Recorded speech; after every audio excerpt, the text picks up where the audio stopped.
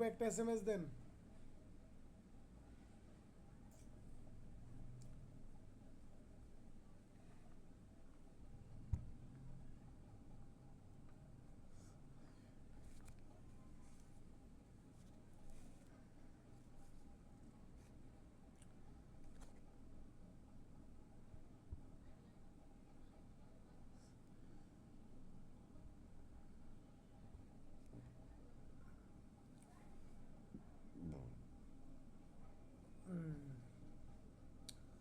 Thank you so much. যতজন ছিলেন ততজনই এসেছেন। এখন আমি 41 ধারা থেকে শুরু করব। 41 ধারাতে বলতেছে, ইঙ্গিত ভাই প্রশ্ন, লিডিং কোশ্চেন। আপনারা যখন মামলার সাক্ষ্য নেবেন, জেরা করবেন, তখন এই ইঙ্গিত ভাই প্রশ্ন কি, তারপরে আপনার ইন্ট্রোডিউসিং প্রশ্ন কি, এই বিষয়গুলো আপনাদের চলে আসবে। এখন ধরেন ইঙ্গিত ভাই প্রশ্ন এর ইংরেজিটা হচ্ছে আপনার লিডিং কোশ্চেন। এই ইঙ্গিত ভাই প্রশ্নের ইংরেজিটা লিডিং কোশ্চেন, এইটা আপনাদের মনে রাখতে হবে। এবং কত ধারাতে বলা আছে? 41 ধারাতে, 141 ধারাতে বলা আছে, যে প্রশ্নের মধ্যেই কাঙ্ক্ষিত উত্তর থাকে তাকে, বা সেই প্রশ্নের উত্তর, বা যে প্রশ্নের উত্তর হ্যাঁ বা না দিয়ে দেওয়া যায়, তা দ্বারা কি, তাকে কি বলা হয়? লিডিং কোশ্চেন বলা হয়। লিডিং কোশ্চেনে সাধারণত জেরার ক্ষেত্রে ব্যবহার করা হয়। জেরার ক্ষেত্রে ব্যবহার করা হয়। যেমন ধরেন, এই ক নামের একজন আসামিকে আপনার খ নামের একজন ব্যক্তি জেরা করতেছে। জেরার সময় সবসময় কি করবে? লিডিং কোশ্চেন, এই লিডিং কোশ্চেন আপনার আক্স করবে।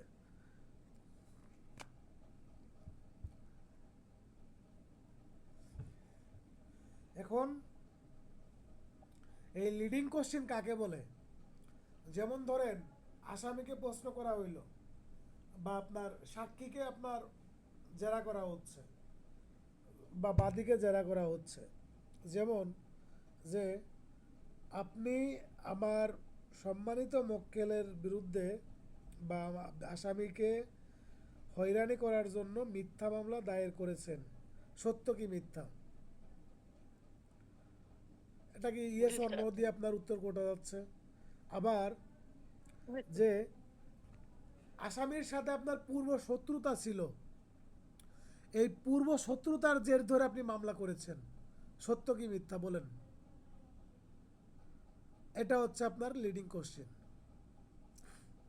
তারপরে যে বলতে পারেন যে, আপনি যে মামলার ঘটনাস্থল দেখিয়েছেন, এই ঘটনাস্থল সত্য নয়, ফেক, সত্য না মিথ্যা বলেন।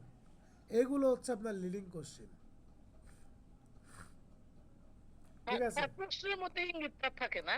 হ্যাঁ, একটু প্রশ্নের ইঙ্গিত থাকে। মধ্যেই আপনার উত্তর লুকায়িত থাকবে, এবং যে এই প্রশ্নের জি উত্তর জি হ্যাঁ বা না দিয়ে দিতে হবে। জি। এটা হচ্ছে আপনার ইঙ্গিতবাহী প্রশ্ন। আর 142 ধারাতে বলতেছে, ইঙ্গিতবাহী প্রশ্ন যে ক্ষেত্রে করা যাবে না। তাহলে বিরুদ্ধ পক্ষ যদি আপত্তি উপস্থাপন করে, বিরুদ্ধ পক্ষ যদি আপত্তি উপস্থাপন করে, তাহলে জবানবন্দি এবং পুনর্জবানবন্দির সময় আদালতের অনুমতি ছাড়া ইঙ্গিতবাহী প্রশ্ন করা যাবে না। এখন কথা হচ্ছে, এই বিরুদ্ধ পক্ষের আইনজীবী যদি আপনার আপত্তি না গ্রহণ, আপত্তি যদি না করে, তাহলে লিডিং কোশ্চেন করা যাবে, মানে ইঙ্গিতবাহী প্রশ্ন করা যাবে। আর যদি আপত্তি করে থাকে, তাহলে এই আপত্তি করা সত্ত্বেও যদি বিচারক যদি অনুমতি দেয়, তাহলে লিডিং কোশ্চেন করা যাবে। তাহলে আমরা সাধারণত পাচ্ছি যে, জবানবন্দিতে এবং পুনর্জবানবন্দিতে লিডিং কোশ্চেন করা যাবে না। জি বিরুদ্ধ পক্ষ যদি আপত্তি দাখিল করে, তাহলে করা যাবে না। আর যদি আদালত যদি অনুমতি দেয়, সেক্ষেত্রে বিরুদ্ধ পক্ষ আপনার সে আপত্তি করুক বা না করুক, এইটা ফ্যাক্ট না, সেক্ষেত্রে লিডিং কোশ্চেন করা যাবে।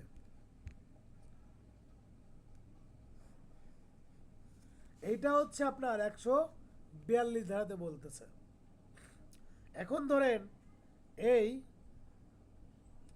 তবে তিনটা ক্ষেত্রে আপনার এই জবানবন্দি এবং আপনার পুনর্জবানবন্দিতে লিডিং কোশ্চেন করা যাবে। কি কি তিনটা বিষয়? একটা হচ্ছে আপনার মামলার ভূমিকা নির্ভর প্রশ্নে আপনি জেরার সময় কি করলেন, বা জবানবন্দির সময় বা জেরার সময় আপনি বললেন যে আপনার নাম কি, আপনি কোথায় চাকরি করেন। এই যে আপনি জেরার সময় আপনি তো আপনি এমনিতেই লিডিং কোশ্চেন করতে পারবেন। আর এই জবানবন্দির সময় আপনি এই ধরনের প্রশ্নও করতে পারবেন।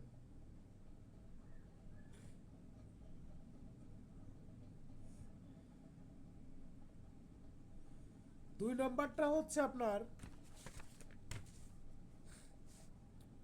স্বীকৃত বিষয়ে বা অবিসাংবাদিত বিষয়ে, যে বিষয়টা স্বীকৃত সে বিষয়ে আপনি লিডিং কোশ্চেন করতে পারবেন। তারপর ধরেন যে বিষয়ে ইতোমধ্যে যথেষ্টভাবে প্রমাণিত হয়েছে সে বিষয়ে আপনি কি করতে পারবেন না, প্রমাণিত বিষয়। একটা হচ্ছে আপনার প্রমাণিত বিষয়, সে বিষয়ে আপনি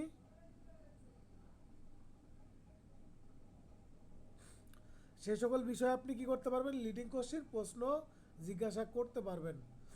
এই যে আপনার ইন্ট্রোডিউসিং আনডিসপিউটেড ম্যাটার আর প্রুভড ম্যাটার, এই তিনটা ক্ষেত্রে আপনি জবানবন্দি এবং পুনর্জবানবন্দির সময়ও কি করতে পারবেন, আপনি লিডিং কোশ্চেন করতে পারবেন। তাহলে আমরা সাধারণত পাইলাম জবানবন্দি এবং পুনর্জবানবন্দির সময়ে লিডিং কোশ্চেন করা যায় না। তবে তিনটা ক্ষেত্রে কি করা যায়, লিডিং কোশ্চেন করা যায়। কোন ক্ষেত্রে? আপনার এই যে জবানবন্দি এবং পুনর্জবানবন্দির তিনটা ক্ষেত্রে লিডিং কোশ্চেন করা যায়। একটা হচ্ছে আপনার এই ইন্ট্রোডিউসিং মানে পরিচয় সূচক, যেমন আপনার নাম কি, আপনি কোথায় চাকরি করেন, বা আপনি কি করেন, আপনার বাসা কোন জায়গা, এই যে আপনার ইন্ট্রোডিউসিং যে প্রশ্নগুলো, এই প্রশ্নের সময় জবানবন্দি এবং আপনি পুনর্জবানবন্দির সময় লিডিং কোশ্চেন করতে পারবেন। এই হচ্ছে আপনার এই 143 ধারা থেকে পড়া। আর এই অনুমতি যদি দেয়, বিচারক যদি অনুমতি দেয়, তাহলে জবানবন্দি এবং পুনর্জবানবন্দির সময় কি করা যাবে, জেরা করা যাবে।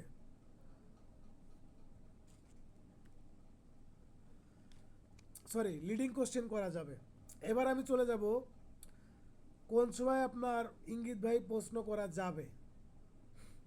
জেরার সময় আপনি ইঙ্গিত ভাই প্রশ্ন করতে পারবেন, যত ইচ্ছা তত, কোনো বাধা নাই।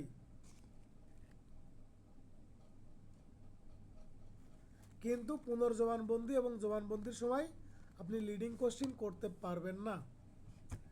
ঠিক আছে, লিডিং কোশ্চেন করতে পারবেন না। কখন কখন কখন করতে পারবেন না? জবানবন্দি আর পুনর্জবানবন্দিতে। তবে জবানবন্দি এবং পুনর্জবানবন্দির সময় আপনি লিডিং কোশ্চেন করতে পারবেন তিনটা ক্ষেত্রে। কি কি? পরিচয়, আর একটা হচ্ছে গিয়ে কোনো স্বীকৃত বিষয়, আর একটা হচ্ছে যেটা প্রমাণিত হয়েছে, মানে অনেকটা যথেষ্ট রূপে, সেটা। এই তিনটা বিষয়ের ইংরেজিটা আপনাদের মনে রাখতে হবে, ইংরেজিটা আপনাদের মুখস্থ রাখতে হবে। এক নাম্বারটা হচ্ছে আপনার ইন্ট্রোডিউসিং ম্যাটার, দুই নাম্বারটা হচ্ছে আনডিসপিউটেড ম্যাটার, আর তিন নাম্বারটা হচ্ছে প্রুভড। এই তিনটা বিষয়ের আপনার ইংরেজিটা একটু মনে রাখবেন। আর আমরা 143 ধারাতে পাইলাম যে জেরার সময় কি করা যায়, লিডিং কোশ্চেন। বলেন, লিখে রাখি। আমার নোট আছে না, নোটে লেখা আছে। ঠিক আছে, নোটে লেখা আছে, আপনি পড়ে নিয়ে নোট স্যার। আচ্ছা, আমরা আজকে সাক্ষ্য আইনটা শেষ করব, বুঝছেন? আমরা আজকে সাক্ষ্য আইনটা শেষ করব। এই জন্য আমরা একটু সময় ক্ষেপণ বা কাল ক্ষেপণ না করে আমরা দ্রুত একটু শেষ করার চেষ্টা করব। কারণ সাক্ষ্য আইনে যতটুকু আছে এটুকু আপনার রেখে দিলে আপনার পরিপূর্ণভাবে একটা ক্লাসও হয় না, আবার একটা ক্লাসে শেষ করাও মোটামুটি একটু কঠিন আছে। আবার 2টা ক্লাস করতে গেলে আপনার আসলে পরিপূর্ণ 2টা ক্লাস হয় না। এই জন্য আমি চাচ্ছি যে আমার কষ্ট হইলেও আমি একটা ক্লাসে আমি এই সাক্ষ্য আইনটা শেষ করে দিব। ধরেন একশো ভাই জবানবন্দি আর পূর্ণ জবানবন্দির সময় কি আপনার ইঙ্গিত পেয়ে প্রশ্ন করা যায় না যদি আদালত অনুমতি দেয়?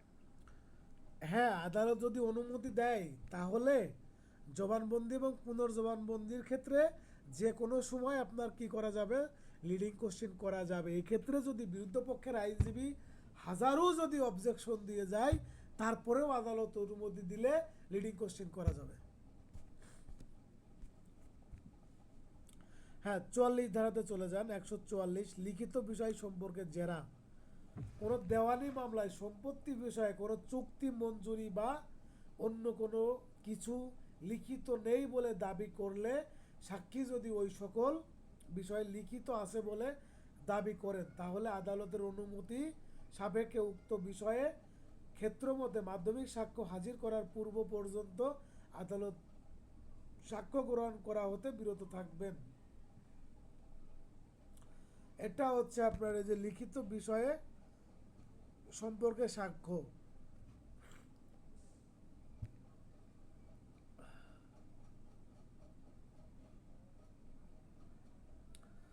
মানে একজন দাবি করতেছে যে কিছু আপনার লিখিত নেই আর একজন দাবি করতে লিখিত আছে, তখন আপনার এই মাধ্যমিক সাক্ষ্য উপস্থাপনের আগ পর্যন্ত কি করবেন, সাক্ষ্য গ্রহণ থেকে বিরত থাকবেন। 144 ধারা গুরুত্বপূর্ণ না, আমরা 145 ধারাতে চলে যাব। 145 ধারাতে বলছে পূর্ববর্তী লিখিত বিবৃতি সম্পর্কে জেরা। দেখেন, যদি কোনো সাক্ষীর প্রদত্ত পূর্বের কোনো বিবৃতি লিপিবদ্ধ থাকে সেক্ষেত্রে ওই বিবৃতি সম্পর্কে তাকে জেরা করা যাবে। মানে পূর্ববর্তী কোনো মোকদ্দমায় একজন সাক্ষী আপনার জবানবন্দি দিয়েছে, সেই জবানবন্দি লিপিবদ্ধ করা আছে, তখন ওই জবানবন্দি সম্পর্কে কি করা যাবে, আপনার জেরা করা যাবে। এটা হচ্ছে আপনার 145।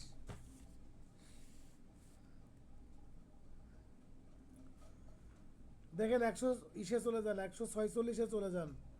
জেরায় যে সকল প্রশ্ন করা আইনসঙ্গত, মানে জেরা করার সময় আপনি যে ধরনের প্রশ্ন করতে পারবেন, জেরার সময় আপনি সব ধরনের প্রশ্ন করতে পারবেন না, কারণ জেরা হচ্ছে আপনার গুরুত্বপূর্ণ একটা বিষয়। এক্ষেত্রে আপনার একজন ব্যক্তির অনেক দুর্নাম করা যায়, একজন ব্যক্তির চরিত্র খারাপ বানিয়ে দেওয়া যায়, আবার একজন ব্যক্তিকে অপমান করা যায়, সবই করা যায়। সো এই জন্য আমাদের আইন কিছুটা রেস্ট্রিকশন দিয়ে দিয়েছে যে জেরার সময় যে সকল প্রশ্ন বা যে সকল আইনসম্মত প্রশ্ন করা যায়। সাক্ষীর সত্যবাদিতা পরীক্ষা করা যাবে। 1 নম্বর 3টা বিষয়ের কথা বলা হয়েছে, 3টা পয়েন্টের কথা। তার পরিচয় বা মর্যাদা সম্পর্কে জানা যাবে। তার পরিচয় আঘাত করে তার সাক্ষ্যের সত্যতাকে নষ্ট করা যাবে। এই 3টা বিষয়ে কি করা যাবে, আপনার এই 3টা বিষয়কে সামনে রেখে জেরা করা যাবে। তাহলে 1 নম্বরটা হচ্ছে তার সত্যবাদিতা পরীক্ষা করা যাবে, 2 নম্বরটা হচ্ছে তার পরিচয় এবং মর্যাদা সম্পর্কে জানা যাবে, আর 3 নম্বরটা হচ্ছে তার চরিত্রে আঘাত করে তার সাক্ষ্যের সততাকে নষ্ট করা যাবে। এবার আমি চলে যাব 147 ধারাতে। দেখেন, সাক্ষীকে যে সকল প্রশ্নের উত্তর দিতে বাধ্য করা যায়, সাক্ষীকে কি আপনি সব ধরনের প্রশ্ন করতে কি আপনি বাধ্য করতে পারেন? পারেন না। এখন কিছু ক্ষেত্রে বাধ্য করা যায়, সেই বিষয়গুলো 147 ধারাতে বলতেছে। ভাই এই যে জেরাই যে আইনসঙ্গত প্রশ্ন, এই যে লাস্টেরটা যে বললেন যে তার চরিত্রের প্রতি আঘাত করে যে সাক্ষ্যর কথা বলেন, এইটা এইটা একটু একটু বলবেন, এটা একটু ক্লিয়ার হতে পারলাম না। মানে তার শোনেন, চরিত্রে আঘাত করে তার সাক্ষ্য সত্যতাকে নষ্ট করা, মানে এটা এটা হ্যাঁ হ্যাঁ একটু হ্যাঁ, এটা আমিও প্রশ্ন করতে চাইছি, এটা আমরা বুঝি নাই ভাইয়া। এইটা হচ্ছে যেমন অনৈতিক চরিত্র বা যৌন আচরণ এই সম্পর্কে প্রশ্ন করা যাবে না। এটা 2022 সালে অ্যামেন্ডমেন্ট হয়েছে।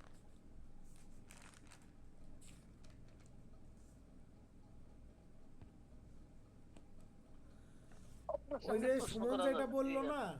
আপনারা যেটা বলেছেন, আপনারা একটু সাইলেন্ট থাকেন, আমি উত্তর দিয়ে দিচ্ছি। বিষয়টা হচ্ছে তার চরিত্রে, কার চরিত্রে, সাক্ষ্যের চরিত্রে, সাক্ষীর চরিত্রে আঘাত করে তার সাক্ষ্যের সততা কি করা যাবে, নষ্ট করা যাবে। যেমন একজন সাক্ষী আপনার হ্যাবিচুয়ালি মিথ্যা কথা বলে বেড়ায়, তার কাজই হচ্ছে আপনার এখানে সেখানে গুটি করে বেড়ানো, বিভিন্ন ম্যাটারে তার সে হলো আপনার এই মিথ্যা সাক্ষ্য দিয়ে বেড়ায়। তা এই চরিত্র যদি তার যদি আপনার কি করা যায়, আঘাত করে সে যে আপনার সত্য সাক্ষ্য দিচ্ছে না, বা তার সত্যবাদী থাকে, বা তার সততাকে নষ্ট করে দেয়, যখন নষ্ট করে দিবে তখন তার আর সাক্ষ্যের কোনো মূল্য থাকলো, কোনো মূল্য থাকলো না,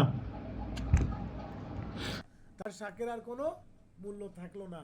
আর সুমন যে কথা বলেছে সেটা হচ্ছে শুধুমাত্র নারীর ক্ষেত্রে, মহিলার ক্ষেত্রে মহিলার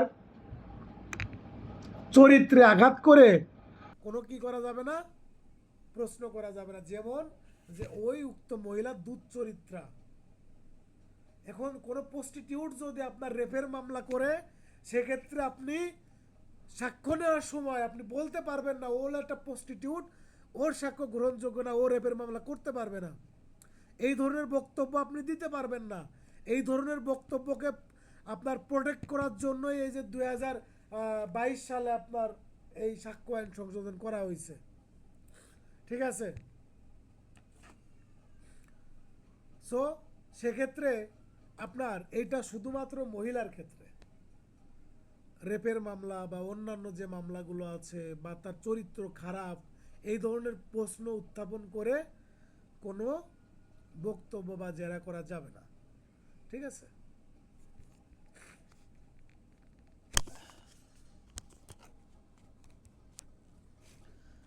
বুঝতে পেরেছেন আপনারা?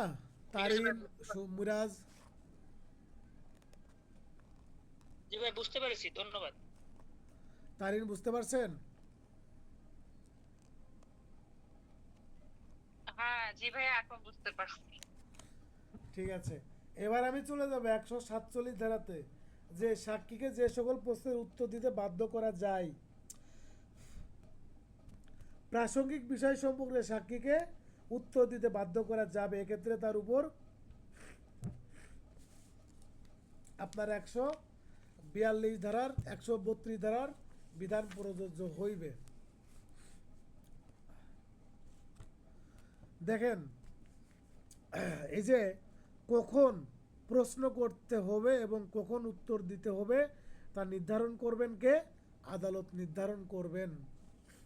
এই 147-এর আগে 132টা আপনাদের একটু পড়া লাগবে। দেখেন, যে সকল প্রশ্নের উত্তর দিলে সাক্ষীকে কোনো অপরাধে অভিযুক্ত করা যায়, সে সকল প্রশ্নের উত্তরের ক্ষেত্রে যদি সেটি মামলার প্রাসঙ্গিক বিষয় হয়, তাহলে তাকে সাক্ষ্য প্রদানে বাধ্য করা যাবে। তবে এক্ষেত্রে তাকে গ্রেপ্তার এবং ফৌজদারিতে সমর্পণ করা যাবে না, কিন্তু মিথ্যা সাক্ষ্য দেওয়ার জন্য তাকে পরবর্তীতে ফৌজদারিতে সমর্পণ করা যাবে।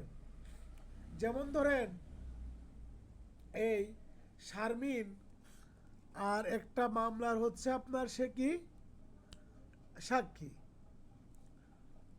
সে আইনজীবী এরকমের একটা প্রশ্ন জিজ্ঞাসা করলো, বা আপনার বিচারক এরকম একটা প্রশ্ন জিজ্ঞাসা করলো, যে প্রশ্নের উত্তর দিলে এই শারমিন আপনার কি হবে, ওর জেল জরিমানা হইতে পারে, ওর জেল জরিমানা হইতে পারে, বা ও অপরাধী হয়ে যাচ্ছে। সেক্ষেত্রে এই ধরনের প্রশ্নের উত্তর দিতে শারমিনকে বাধ্য করা যাবে না। তবে যদি ওই বিষয় বা ঘটনা যদি মামলার ইস্যু হয় বা প্রাসঙ্গিক বিষয় হয়, সেক্ষেত্রে বাধ্য করা যাবে। এটা হচ্ছে আপনার 132 ধারা। এবার আমি 148 ধারাতে চলে যাব, যে কখন প্রশ্ন করতে হবে এবং কখন উত্তর দিতে হবে তা নির্ধারণ করবেন কে? আদালত নির্ধারণ করবেন। শুধু টাইটেলটুকু পড়বেন। দেখেন, 149, যৌক্তিক কারণ ছাড়া অপ্রাসঙ্গিক বিষয় নিয়ে প্রশ্ন করা যাবে না। মানে প্রপার কারণ ছাড়া, প্রপার রিজন ছাড়া, যৌক্তিক কারণ ছাড়া অপ্রাসঙ্গিক, মানে প্রাসঙ্গিক না, অপ্রাসঙ্গিক বিষয় নিয়ে প্রশ্ন করা যাবে না। ভিত্তিহীনভাবে 148 ধারার অধীনে কোনো প্রশ্ন জিজ্ঞাসা করা যাবে না। এটা হচ্ছে আপনার 149।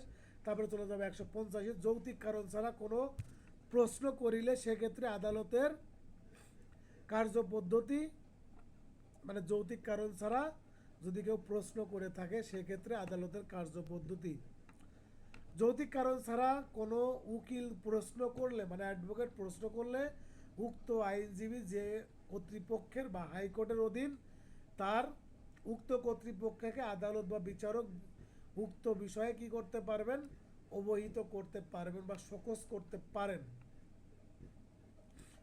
যৌক্তিক কারণ ছাড়া উল্টাপাল্টা প্রশ্ন যদি করে থাকে তাহলে তাকে শোকজ করতে পারবেন।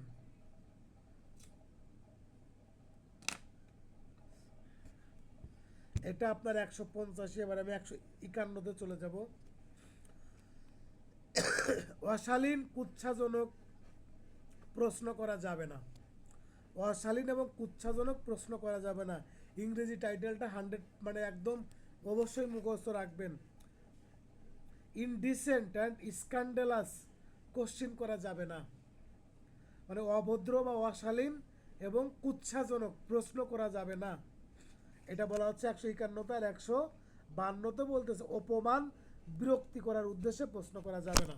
এটা বলতেছে 152-তে ইনসাল্ট অর অ্যানয়, অপমান ও বিরক্ত করার জন্য প্রশ্ন করা যাবে না।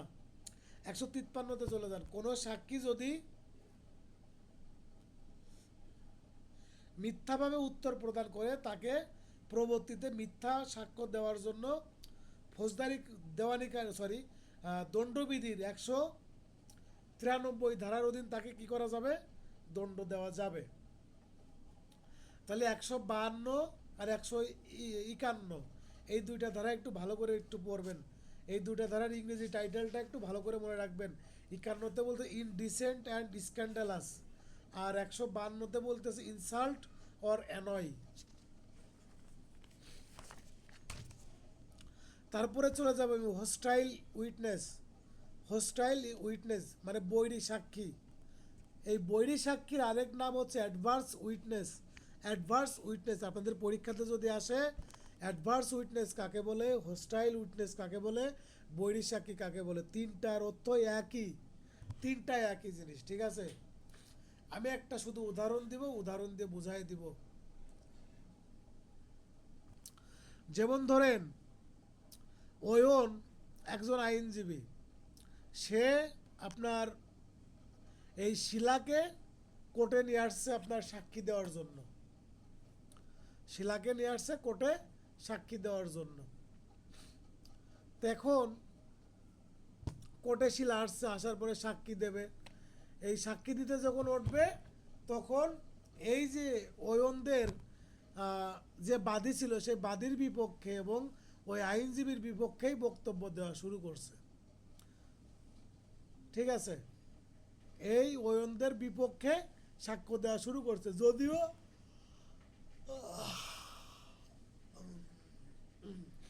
যদিও শিলা এই আয়নদের পক্ষে সাক্ষী দেওয়ার জন্য আসছিল। পক্ষে সাক্ষী দেওয়ার জন্য আসা কোর্টের আপনার ডকে ওঠার সাথে সাথেই বিপক্ষে সাক্ষী দেওয়া শুরু করছে।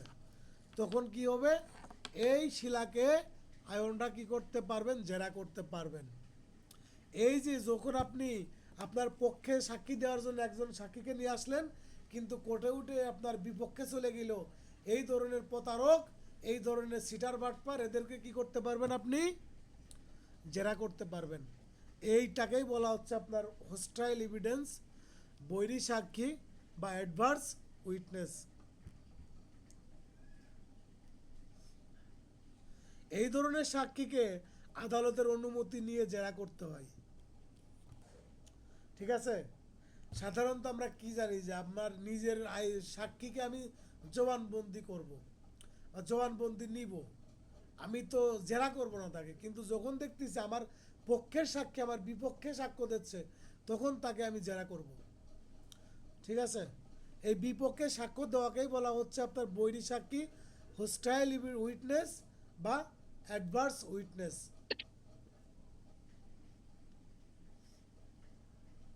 বুঝতে পেরেছেন? স্যার এটা হলো তাই। আর নিজের সাক্ষী যখন আপনার যখন সাক্ষী দিতে যাবে তখন যখন বিরুদ্ধে মুখে চলে যাবে তখন আমি কি মানে তাকে আবার জেরা করতে পারবো? একটু আপনি বুঝান। হ্যাঁ, জেরা করতে পারবেন, তখন আপনি আদালতের অনুমতি নিয়ে জেরা করবেন। জি। এবার আমি চলে যাব 155 ধারাতে।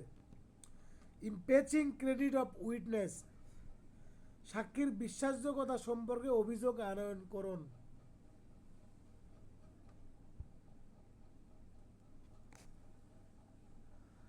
সাক্ষীর বিশ্বাসযোগ্যতা নিয়ে যখন কোনো অভিযোগ দায়ের করা হয়, দেখেন বিরুদ্ধ পক্ষ এবং নিজ পক্ষের আইনজীবী আদালতের অনুমতি সাপেক্ষে সাক্ষীর বিশ্বাসযোগ্যতা সম্পর্কে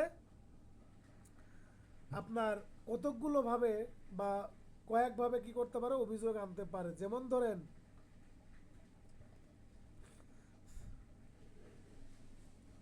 যে ব্যক্তি জানে যে সাক্ষী বিশ্বাসের অযোগ্য ওই ব্যক্তির প্রদত্ত সাক্ষ্যের দ্বারা। এখন রুকসানা আপু কোর্টে গেছে সাক্ষী দিতে, এখন শারমিন জানে যে রুকসানা আপনার মিথ্যা সাক্ষী দিবে, এখন এই শারমিনের সাক্ষ্য দ্বারা এই রুকসানার সাক্ষীকে খণ্ডন করা যাবে বা মিথ্যা প্রমাণ করা যাবে বা অভিযোগ করা যাবে। 1 নম্বর চলে গেল। 2 নম্বর দেখেন, সাক্ষী ঘুষ গ্রহণ করেছে বা ঘুষ গ্রহণের প্রস্তাবে সম্মত হয়েছে এরূপ সাক্ষ্য প্রমাণ দ্বারা। যে সাক্ষী দিচ্ছে সে আপনার টাকা খেয়েছে, ঘুষ নিয়েছে, সে হলো সাক্ষী দিতে আছে, এইটা প্রমাণ করে তার বিশ্বাসযোগ্যতা ভঙ্গ করা যায়। তারপর দেখেন 3 নাম্বার, এখন একজন সাক্ষী 6 মাস আগে বলল যে এই মিরাজ খুন করেছে, আর 6 মাস পরে যে বলল যে মিরাজ খুন করে নাই। এই যে এক এক সময় এক এক ধরনের বক্তব্য দেওয়া, এই অসামঞ্জস্য দ্বারাও কি করা যাবে, সাক্ষীর বিশ্বাসযোগ্যতা খণ্ডন করা যাবে বা অভিযোগ আনয়ন করা যাবে।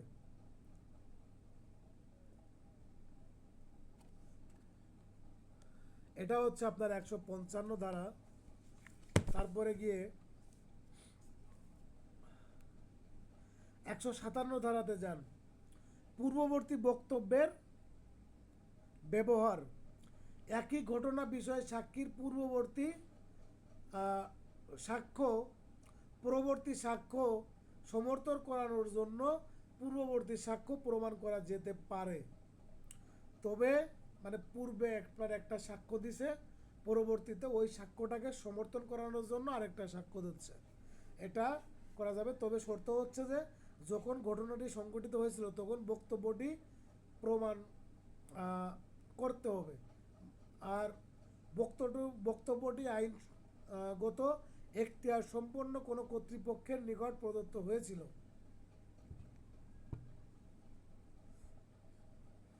তাহলে এখতিয়ার সম্পন্ন কোনো কর্তৃপক্ষের নিকট কি করেছে, আপনার সাক্ষ্য প্রদান করেছে, আর যখন ঘটনাটি সংঘটিত হয়েছিল তখন বক্তব্যটি আপনার প্রমাণ করা হয়েছিল।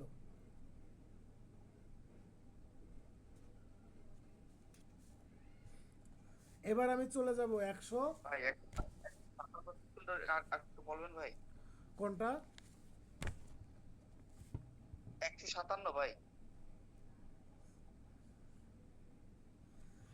একই ঘটনা, দেখো একটা মানে একই ঘটনা নিয়ে সাক্ষীর পরবর্তী সাক্ষ্য সমর্থন করানোর জন্য পূর্ববর্তী সাক্ষ্য প্রমাণ করা যেতে পারে। মানে একটা ঘটনা নিয়ে একটা সাক্ষী আপনার 6 মাস আগে একটা বক্তব্য দিয়েছে, পরবর্তীতে আরেকটা মানে আবার সাক্ষ্য দিয়েছে। ভাই এই পরবর্তী সাক্ষ্যটাকে সমর্থন করার জন্য পূর্বে যে বক্তব্য দিয়েছিল সেই বক্তব্যটা উপস্থাপন করা যাইতে পারে। জি স্যার। হ্যাঁ, এবার 149 চলে যান। 149 দেখেন, স্মৃতি পরীক্ষা করুন, স্মৃতি পুনর্জীবিত করুন, রিফ্রেশিং মেমোরি।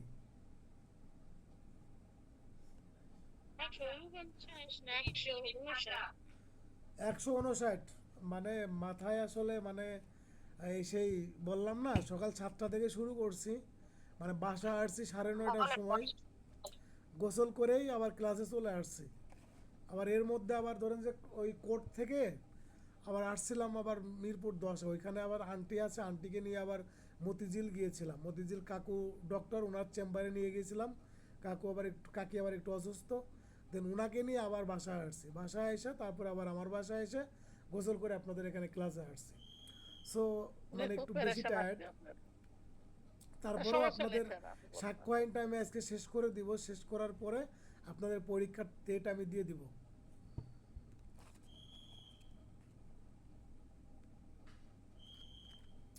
আর সাক্ষ্য আইনের পরে আমি কোন আইন পড়াবো সেটা আপনাদের সাথে আলোচনা সাপেক্ষে বা আমার যে প্ল্যান আছে সেই প্ল্যান অনুযায়ী আমি জানাই দিব।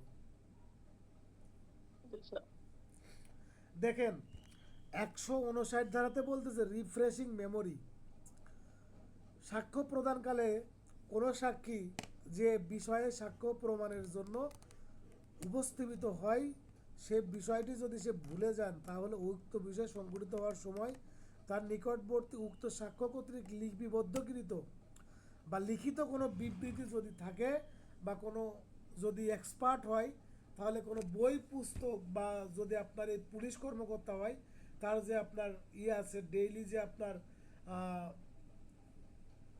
বইয়ে যেটা লিখে থাকে এই বই বা নোট এইগুলো দেখে কি করতে পারে, স্মৃতি পুনর্জীবিত করে সাক্ষ্য প্রদান করতে পারবেন।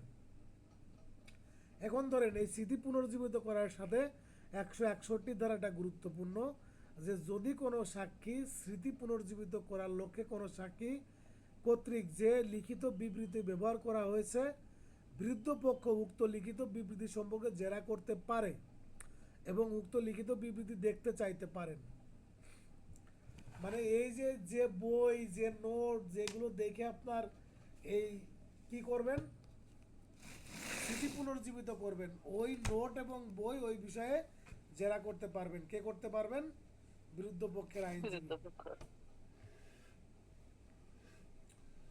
এইবার আমি চলে যাব আপনার 65 ধারাতে,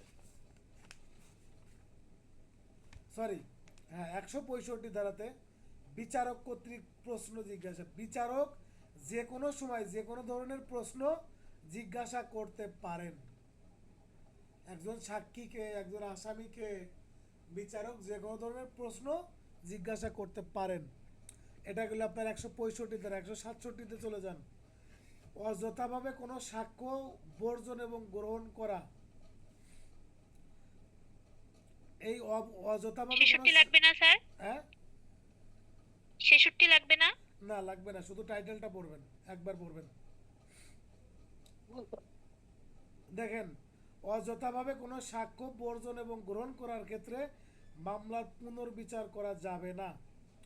যদি কোনো সাক্ষীর সাক্ষ্য অযথাভাবে গ্রহণ বা বর্জন করা হয় এবং পরবর্তীতে এই বিষয়ে আপত্তি উপস্থাপন করলে বিচারকের নিকট যদি এটি প্রতীয়মান হয় যে উক্ত বর্জনকৃত সাক্ষ্য গ্রহণ করলে এবং গ্রহণকৃত সাক্ষ্য বর্জন করলেও মামলার সিদ্ধান্তে বা রায়ে কোনোরূপ পরিবর্তন হবে না, এরূপ ক্ষেত্রে পুনরায় বিচার করার প্রয়োজন নাই। মানে যে সাক্ষ্যটা আপনার গুরুত্ব বহন করে না, যে সাক্ষ্যের উপর আপনার মামলার রায় নির্ভর করে না, সেই ধরনের সাক্ষ্য যদি বিচারক বর্জন করেন তাহলে সেই সাক্ষ্য পরবর্তীতে আবার উপস্থাপন করার বা আপনার আদালতে নিয়ে আসার কোনো যৌক্তিকতা বা কারণ নাই। ঠিক আছে, তো নেওয়া যাবে না। এইটুকুই আমাদের এই হচ্ছে আপনাদের সাক্ষ্য আইন। আমি পরীক্ষার শিডিউলটা আমি দিয়ে দিব, আপনারা